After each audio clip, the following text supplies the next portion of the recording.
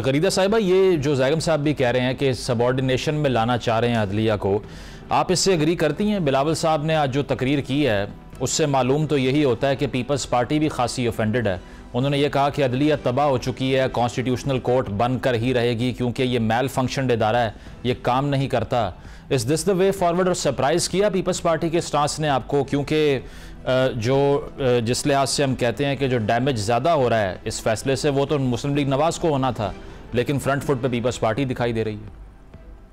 शुक्रिया सैयद मुजम्मिल शाह साहब। और दूसरा ये है कि ज़ैगम खान साहब हों, आमिर सियाह साहब हों या कोई भी हों, मैं सबके ओपिनियन का एहतराम करती हूँ, लेकिन मैं सिर्फ अपनी राय दूंगी, अपना ओपिनियन दूंगी, अपना मौक़िफ़ दूंगी। देखिए, बतौर डेमोक्रेट, बतौर constitutionalist, I believe in the supremacy of the constitution, in the supremacy of the will of the people of Pakistan that is manifested through the parliament.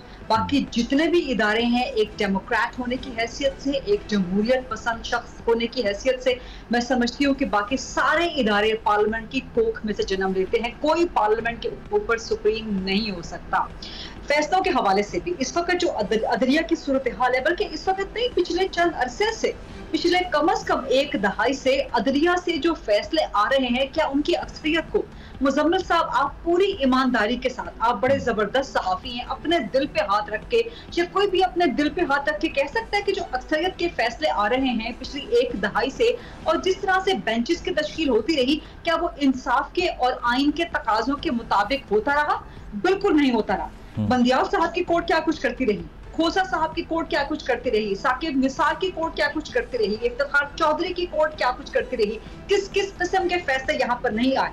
तो माजरत के साथ इस वक्त जो ये मखसूस नशिस्तों का 8 जजेस का, मुअज़्ज़ज़ 8 जजेस का एक अक्सरियती फैसला आया है, इसमें ना तो आइन को मलहूज़े खातिर रखा गया, ना ही इंसाफ को मलहूज़े खातिर रखा गया, और मैं कम अज कम अपनी जाती हैसियत तक इस आर्गुमेंट को बाय नहीं करती कि सुप्रीम कोर्ट का हर फैसला बाइंडिंग होता है। मेरा ख्याल है कि मैंने पहले भी आपके प्रोग्राम में कहा था, सुप्रीम कोर्ट का हर वो फैसला बाइंडिंग होता है जो आइन और इंसाफ के तकाजों के मुताबिक हो। अगर ऐसा ना होता तो फिर आपके पास रिव्यू में जाने का ऑप्शन ही मौजूद ना हो। रिव्यू में जाने का ऑप्शन मौजूद इसलिए होता है कि आपको फैसले के अंदर नकाइस नजर आते हैं, फैसले में नकाइस हो सकते हैं और उनको दुरुस्त करने की जरूरत है। इस फैसले में तो इस कदर नकाइस है कि आप आइन को रीराइट कर रहे हैं।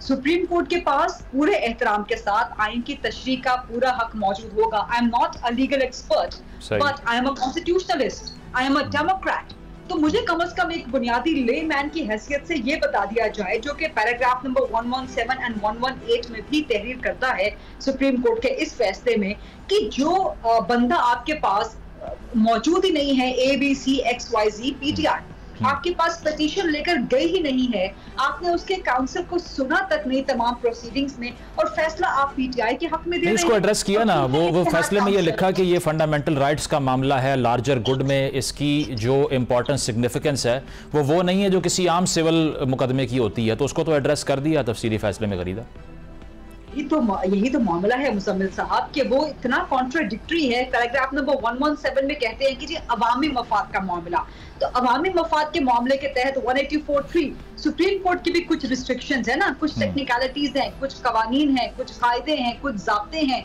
लेकिन मैं कल पढ़ के बड़ा हैरान हुई कि वो पैराग्राफ नंबर 117 कहता है कि इस किस्म के कोई सूरत हाल आ जाए तो सुप्रीम कोर्ट किसी कायदे की पाबंद नहीं है, किसी ज़ाब्ते की पाबंद नहीं है, किसी टेक्निकलिटी की पाबंद नहीं है, कि ठीक है हमारे सामने पिटीशन एक मौजूद थी, हमारे सामने नहीं बल्कि उन्होंने कहा कि PTI की एक पिटीशन थी, लेकिन उसको एंटरटेन नहीं किया गया, बाद में आई वो हमारे पास बाकायदा आई नहीं थी, उसकी टेक्निकलिटी नहीं थी, तो हमने सारी टेक्निकलिटीज उठा के सुप्रीम कोर्ट की इमारत से बाहर रख दी। सारे कायदे कानून रूल्स जो कि सुप्रीम कोर्ट के हैं सब हमने उठा के बाहर रख दिए और हमने फैसला सुना दिया PTI के हक में। अगले ही पैराग्राफ में सुप्रीम कोर्ट कहती है कि कमल शौजब हमारे पास आई थी, तो क्या कमल शौजब 25 करोड़ आवाम का हिस्सा नहीं है? क्या उनका अवामी मफाद नहीं था? उनकी पिटीशन को तो आप रिजेक्ट कर रहे हैं कि नहीं वो रिजर्व सीटों की उम्मीदवार थी, तो वो बुनियादी मुद्दा नहीं बनता। اور پھر اس سے پہلے والے پیراگراف، تو یہ بہت کانٹرڈکشنز ہیں. چلیں میں اس کا وے فارورڈ کیا ہوگا اس پر بھی آپ کی اوپینین چاہوں گا، لیکن اس سے پہلے عامر صاحب، جس طرح سے غریدہ بھی کہہ رہی ہیں کہ انفارچونیٹلی پاکستان کے اندر جو پہلے جوڈیشل ہسٹری میں مثالیں ہم دے سکتے ہیں اس طرح کی، جہاں پر سیاسی نوعیت کے فیصلے ہوئے، جماعتوں کو وکٹمائز کیا گیا، تو ایک تو بلاول صاحب نے اس کانٹیکسٹ میں یہ کہا، بے نظیر صاحبہ کی مثال بھی دی، بھٹو صاحب کی بات بھی کی، تو اس میں انہوں نے کہا کہ ایک ادارہ کام نہیں کر رہا، اسی لیے ہمیں پیرالل کورٹ چاہیے. پہلے تو اس پہ کامنٹ کر دیجئے. اور دوسری چیز یہ کہ جو اعظم نذیر صاحب بھی کہہ رہے ہیں کہ جس لینس سے سپریم کورٹ بھی آپریٹ کرتی ہے وہ بھی آئین اور قانون کا لینز ہے، اور آئین اور قانون بنانا پارلیمان کا کام ہے، اسی لیے سب آرڈینیشن ہماری نہیں ان کی بنتی ہے. اس آرگیومنٹ کو بائی کرتے ہیں آپ؟ بات کی جیسے کہ زیدم صاحب نے کہا تھا کہ پاکستان کو بہت بڑے آئینی بحران کا سامنا ہے، قانونی بحران کا سامنا ہے، اور معاشی بحران اور وہ جو سیاسی عدم استحکام کا بحران اس پہ چل ہی رہا ہے کرتے. اور یہ بحران جو آئینی بحران کچھ کردہ ہے، اس کو مطلب ہے کہ اس سے بچا جا سکتا تھا. اس کے لیے آئینی کوڈ بنانے کی ضرورت نہ تھی. کہ اگر آئین پہ عمل ہو رہا ہوتا تو اس میں زیادہ جو ہے کہ ہر فیصلہ، ہر سیاسی کام جو جوڈیشری کے پاس چلا جاتا ہے، آپ اس سے بچ سکتے تھے. بہت اگر آسان سی بات تھی کہ اگر بر وقت آپ الیکشن کرا دیتے تو کوئی مسئلہ نہیں ہوتا، کوئی عدالت سے دروازہ نہ کھٹکھٹاتا، عدالت کو یہ نہ کہنا پڑتا کہ آپ انتخابات کروائیں. اگر انتخابات منصفانہ ہو جاتے تب بھی غالباً عدلیہ کے پاس لوگ نہ جاتے اور چیزیں بڑی نارمل طریقے سے چلتی رہتی.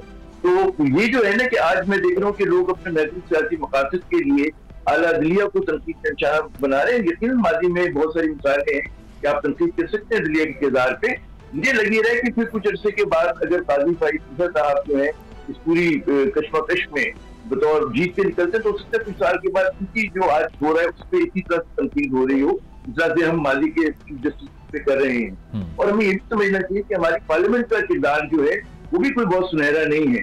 پارلیمنٹ اس طرح کی قانون سازی گزشتہ خصوصاً 2-2.5 برس میں کی ہے اس نے، تو وہ تو بہت ہی شرمناک ہے. میں اس لیے شرمناک کہہ رہا ہوں کہ پہلا جو راؤنڈ تھا قانون سازی کا ون گورنمنٹ کا، وہ محدود شخصی اور خاندانی فائدے کے لیے تھا. اس لیے تھا کہ جی آپ کو نئے قوانین میں رد و بدل کر دیں اور اس کی ہم تفصیل کی مطلب آپ کے پروگرام میں بھی ڈسکس کی، انہوں نے فائدہ اٹھایا ہے. اس کے بعد اب جو ہو رہا ہے وہ یہ ہو رہا ہے کہ کسی بھی کہتے ہیں نا کہ ہر شرط کے اوپر پاپولر بل کی جو وہ ہے جو انہوں نے آرٹیکولیٹ کی ہے فروری کے الیکشن پہ، اس کی نفی کی جائے. اور اس کی نفی کرنے کے لیے آپ گول پوز بدل دیتے ہیں. آپ کے خلاف فیصلہ آتا ہے تو آپ آئین بدل دیتے ہیں، آپ قانون بدل دیتے ہیں، آپ گول پوز بدل دیتے ہیں.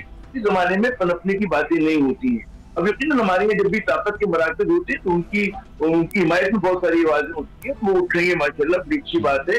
لیکن اصل بات یہ ہے کہ آپ کو کہتے ہیں کہ آواز خلق کو نکارا ہے خدا سمجھے، تو آپ آواز خلق کیوں ڈرتے ہیں؟ مطلب ہے اب تو مطلب ہے کہ بعض لوگ تو یہ بھی کہہ رہے ہیں کہ جو جس کی تنقید اس فیصلے میں الیکشن کمیشن آف پاکستان کی کنڈکٹ پہ ہوئی ہے تو اس پہ تو چیف الیکشن کمیشن کو ڈیزائن کر دینا چاہیے، اس کے ساتھ ضرور انہیں بھی ڈیزائن کر دینا چاہیے. اور یہ مطلب مطالبہ میں نہیں کر رہا، پاکستان کی چوٹی کے قانون دار کر رہے ہیں. اس کے آپ کو نام بھی ہمیں مطلب بتانے کی ضرورت ہے، سب کو پتہ ہے کون لوگ ہیں. تو اس کا تعلق ہوئی نہیں کہ پی ٹی آئی سے ہو. پی ٹی آئی تو ٹھیک ہے کہ ایک بطور حزب اقتدار کی جماعت کے سامنے ہے، آگے ہے، لیکن سول سوسائٹی بھی آپ کی یہی کہے گی، پاکستان کے بہت سارے قانون دار بھی یہی بات کر رہے ہیں. ہمیں یہ سمجھنا پڑے گا کہ ہماری حکومت جو ہے یا جو ہمارے طاقت کے مراکز ہیں وہ مزید گڑھے کو مزید گہرا کر رہے ہیں. وہ اس سے نکلنے کی کوئی صورت نہیں کر رہے. یہ نہیں سوچ رہے کہ جناب اس کرائسس کو ریزالو کیسے کریں گے. چلے ہم نے مان لیا، ہم for the sake of argument کہ جناب ٹھیک ہے کہ یہ جو نشستیں ہیں، مخصوص نشستیں ہیں، اس کو بھی ملنی چاہیے.